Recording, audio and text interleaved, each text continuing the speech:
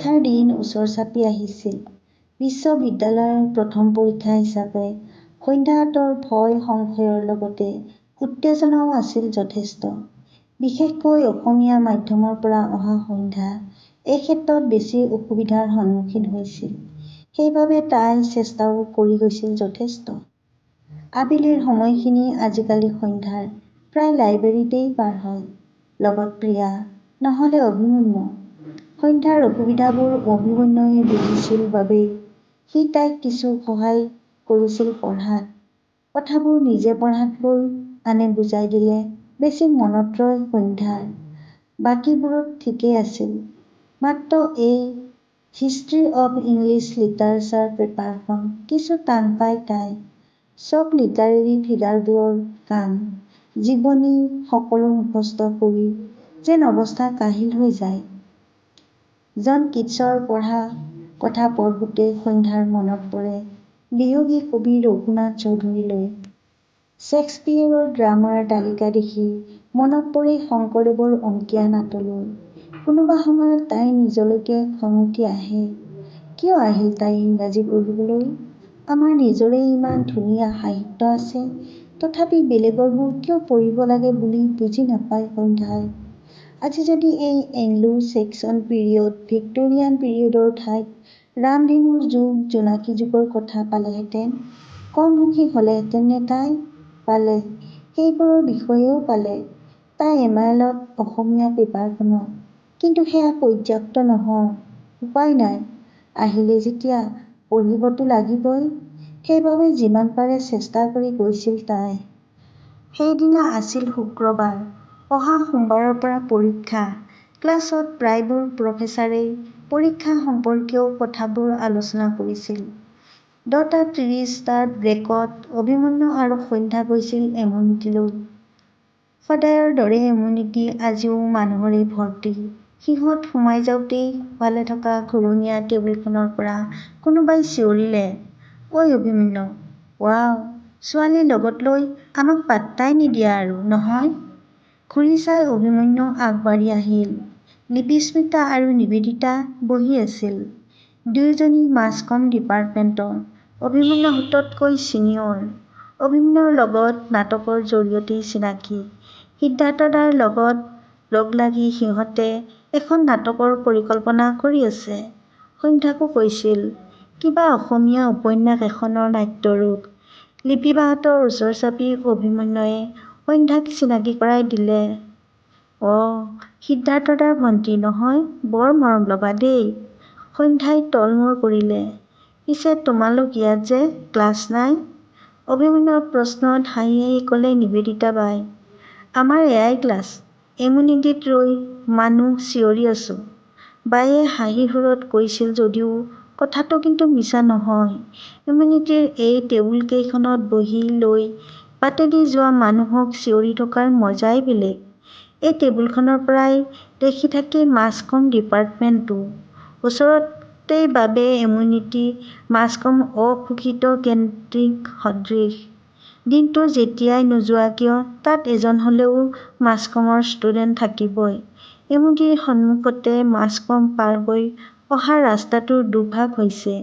এমনিটিৰ সন্মুখেৰে যোৱা ৰাস্তাটোৰে পাৰ হৈ একাডেমিক বিল্ডিংটো, অৰ্থাৎ ছায়েন্স ডিপাৰ্টমেণ্টবোৰৰ বিল্ডিংটো। তাতে কম্পিউটাৰ চেণ্টাৰটোও আছে। তাৰ কাষতেই লাইব্ৰেৰীটো। সেইটোও ইয়াৰ পৰা দেখি। আৰু চিধা ৰাস্তাটো গৈছে এমনিটি পাৰ হৈ বাহিৰৰ ফালে। একাডেমিক বিল্ডিঙৰ ফালে সোমাই যোৱা ৰাস্তাটোৰ সন্মুখতে কেইবাজোপাও কাঞ্চন। এজোপা গুলপীয়া, বাকী কেইজোপা বগা। ফাগুনৰ সময়ত বতাহত পাহিবোৰ পৰি গোটেইখন যেন দলিচাৰ দৰে সাজি থাকে। এই ফুলবোৰে যে ৰঙীন কৰি ৰাখিছে কেম্পাছটো। এই ফুলবোৰে বাৰু জানেনে, সিহঁতৰ ৰোমান্টিকতাত কিমানৰ যে স্বপ্ন সৃষ্টি হয়। লিপিহঁতক তাতে এৰি সন্ধ্যাহঁত ভিতৰলৈ সোমাই গৈছিল। এনেতে লিপিস্মিতাই চিঞৰিলে, অভিমন্যু, ভাল মিলিছা দেই। সন্ধ্যাৰ হাঁহি উঠিল। সিহঁতে মানে তাইক অভিৰ গাৰ্লফ্ৰেণ্ড বুলি ভাবিছে। ঐ, সিহঁতে তোক মোৰ গাৰ্লফ্ৰেণ্ড বুলি ভাবিছে, বুজিছ? কেতিয়াও নাভাবে। কাৰণ এই অভিমন্যুৰ গাৰ্লফ্ৰেণ্ড হ'বলৈ গোটেই ইউনিভাৰ্চিটিতে ঘূৰি চাব। ঠিক মে হুলা ডাইলগটোৱে কপি মাৰিছিল সি। আগত নিজক চাই আহিবি আইনাত বুলি মুখ জোকাৰিলে সন্ধ্যাই। কি যে মানে, এইটোৰ লগত প্ৰেম কৰাজনীৰ কম দুৰ্ভাগ্য হ'বনে বাৰু? ভিতৰত অৰ্ডাৰ দিবলৈ গৈ সন্ধ্যাই ক'লে, আজি তই খুৱাবি। কেতিয়াও নোখোৱাই বুলি জানিলেও তাত আহিয়ে এনেকৈ কোৱাটো যেন সন্ধ্যাৰ নিয়মেই। অভিমন্যুৱে তাৰ পইচা নাই ডাইলগটো ঠিক মাৰিব লওঁতেই পিছফালৰ পৰা কোনোবাই মাত দিলে, অভিমন্যু প্লিজ আজি চিঙৰা এটা খোৱা না। আই হেভ মিছ মাই ব্ৰেকফাষ্ট। সন্ধ্যা অভিমন্যুৰ দুয়োটাই ঘূৰি চাই দেখে পৰি ৰৈ আছিল। তাই এটা হাত অভিমন্যুৰ বাহুত। লোৱা ন' প্ৰব্লেম, হাঁহি মুখেৰে ক'লে অভিমন্যুৱে। ইফালে সন্ধ্যাৰ যেন খং আহি নাক পাইছিলহি। আজিলৈকে মোৰ কফি একাপ খোৱাৰ ৰেকৰ্ড নাই, আৰু এইজনীক? কিন্তু পৰিৰাগত একো মুখ ফুটাই ক'ব নোৱাৰি মই ক্লাছ যাওঁ বুলি আঁতৰি গ'ল সন্ধ্যা। এতিয়া এনেও তাইৰ পেনপেনীয়া প্ৰেমলীলা আৰম্ভ হ'ব। তাইৰ সেইসোপা চাই থকাৰ ইচ্ছাও নাই, সময়ো নাই। খৰখেচেৰে আঁতৰি গ'ল তাই। এবাৰ অভিমন্যুই ৰ না বুলি চিঞৰিছিল হ'বলা। তাই নৰল। একেকোবে আহি ডিপাৰ্টমেণ্টৰ সন্মুখ পালেহি। চাইকেল ষ্টেণ্ডটোত অনুৰণ। ইমান দৌৰাদৌৰিকৈ যে? সিয়েই সুধিলে। চেহ, তাই বেছি খৰকৈ আহিল নেকি বাৰু? এই অভিডালৰ খঙত ক'বই নোৱাৰে। নাই, এনেই। তুমি? সি চাইকেলৰ পৰা নমা দেখি সুধিলে তাইক। ৰুমমেটে চাবি পাহৰিলে, দি আহিলোঁ। সি ক'লে, ব'লা যাওঁ। সন্ধ্যা যাবলৈ লওঁতেই কাৰোবাৰ মাত। ৰীণাবা ৰৈ আছিল। তাই আগবাঢ়ি গ'ল। অনুৰণ ষ্টেপটোৰ কাষতেই ৰ'ল। ৱাও সন্ধ্যা, হওক ক্লাছ। খুব এনজয় কৰিছা নহয়? বৰ ধুনীয়া লাগিছে আকৌ দেই দুইজনক। কৈ ৰীণাবা আঁতৰিল। ধেৎ, এই বাজনীও যে। সি শুনিলে নেকি বাৰু? ভিতৰলৈ গ'ল সন্ধ্যা। লগে অনুৰণো। কোনেও একো মতা নাই। সন্ধ্যাৰচোন কিবা তাৰ মুখলৈ চাবলৈকে সাহ হোৱা নাই। বুকুখনৰ ধপধপনিও বাঢ়িছে। কিয় বা? অলপ আগতেই লিপিবাহঁতে অভিমন্যুৰ লগত জোকাইছিল। তেতিয়াচোন হাঁহি উঠিছিল। সিহঁত দুয়োটা তাইৰ বন্ধু। তেন্তে এই লাজটো অনুৰণৰ লগত থাকিলে ক'ৰ পৰা আহে জানো? ভাবি ক্লাছৰুমত সোমালগৈ তাই। ইয়াত যে এইটো এটা নিয়মেই। ল'ৰা এটা ছোৱালী এজনীৰ লগত দেখিলেই লগালগ সিহঁতক প্ৰেমিক-প্ৰেমিকা সাজি লৈ জোকাবই। অৱশ্যে সেয়া অকৃত্ৰিম ধেমালিহে, কোনেও ধৰি নাথাকে, আৰু জোকোৱাজনেও পাহৰি যায়। আজি শেষৰ ক্লাছটো শৰ্মা ছাৰে কিছু সোনকালে এৰি দিলে। আগষ্ট মাহৰ ৰ'দ। সন্ধ্যাৰ যেন অশান্তি লাগিছিল হোষ্টেললৈকে খোজ কাঢ়িবলৈ। ক্লাছৰুমৰ পৰাই বাহিৰৰ ৰ'দ দেখি তাই অভিমন্যুক খাটনি ধৰিলে। অভি, মোক থৈ আহ না হোষ্টেলত প্লিজ। হয় নেকি? মোক কি ড্ৰাইভাৰ পাইছিলি? তোৰ এনে গাড়ীখন আছে, চাইকেলতহে নিবি, ব'ল না। নোৱাৰো, নিজে যা। সি ৰুমৰ পৰা ওলালেই। আৰে হয় কি, মোক উঠাই নিলে তই? সন্ধ্যাই প্ৰায় চিঞৰিয়েই ক'লে। নোৱাৰো দেই, মোৰ ভোক লাগিছে। সি তল পালেগৈ। উচাত মাৰি খঙেৰে আঁতৰি গ'ল সন্ধ্যা। কাকো লগ নধৰাকৈয়ে অকলে খোজ ল'লে। অনুৰণ অভিমন্যুহঁতে চাইকেল উলিয়াই আছিলহে। অভিমন্যুৱে জানিছিল এইটোৱেই হ'ব বুলি। সেয়েহে সি তাইৰ পিছে গৈ সি মাতিলে, আহ বহ। নাযাওঁ, মই অকলেই যাম বুলি আগবাঢ়ি গ'ল তাই। এইটো কথা কয় নেকি? মুখখন ফুলি গৰমত আৰু ৰঙা হৈ পৰিছিল তাইৰ। কপালৰ বিন্দু ঘামত লিপিত খাই থকা চুলিকেইডাল জোৰকৈ পিছলৈ ঠেলি আগবাঢ়িছিল সন্ধ্যা খৰখেজেৰে। তাইৰ খঙত হাঁহি উঠিছিল অভিমন্যুৰো। যিমানেই খং নুঠক, সি পিছে ভালকৈয়ে মনাব পাৰে তাইক।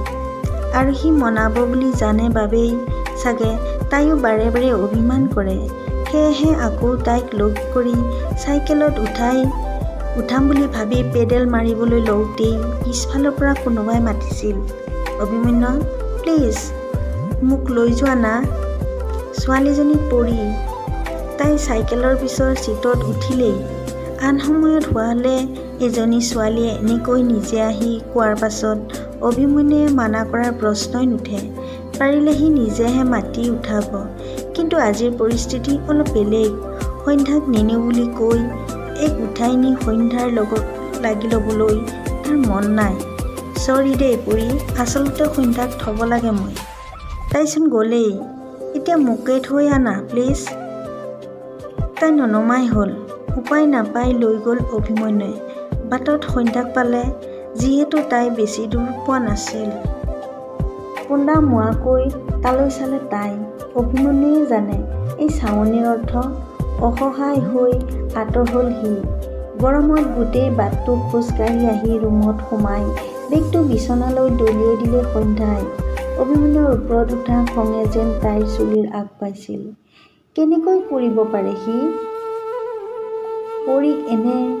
পৰীক মানে সি আগেয়ে কৈ থৈছিল। সেইবাবেই তাই বাৰে বাৰে কোৱা স্বত্বেও তাইক আনিব নোৱাৰিলে।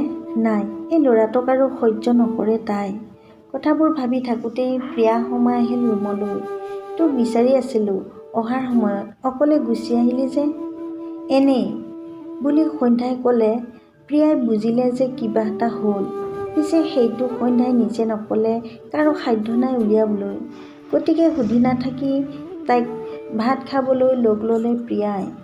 ভাত খাই থকাৰ মাজতেই হঠাৎ প্ৰিয়াই অনুৰণৰ কথা উলিয়ালে। আজি অনুৰণৰ কি হ'ল জানো? কি হ'ল? সুধিলে সন্ধ্যাই। নাজানো, চাইকেলখন লৈ বহুত টাইম ডিপাৰ্টমেণ্টৰ আগত কাৰোবালৈ ৰৈ আছিল। সোধোতেও একো নাই বুলি ক'লে। প্ৰিয়াৰ কথাত মনত পৰিল সন্ধ্যাৰ। তাই অভিমন্যুক চাইকেলত নিবলৈ কৈ থাকোঁতে কাষত অনুৰণো আছিল আৰু ষ্টেণ্ডৰ পৰা চাইকেল উলিয়াই থকাৰ বাবে তাই অকলে গুচি অহা সঁচাকৈ দেখা নাছিল। কিন্তু কিয় ৰৈ আছিল বাৰু অনুৰণ?